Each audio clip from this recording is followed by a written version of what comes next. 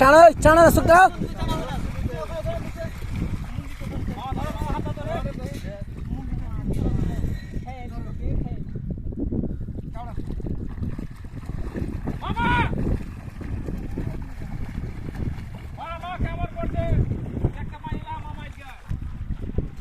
এদিকে মোটামুটি কয়টা দূরের রাস্তা আছে?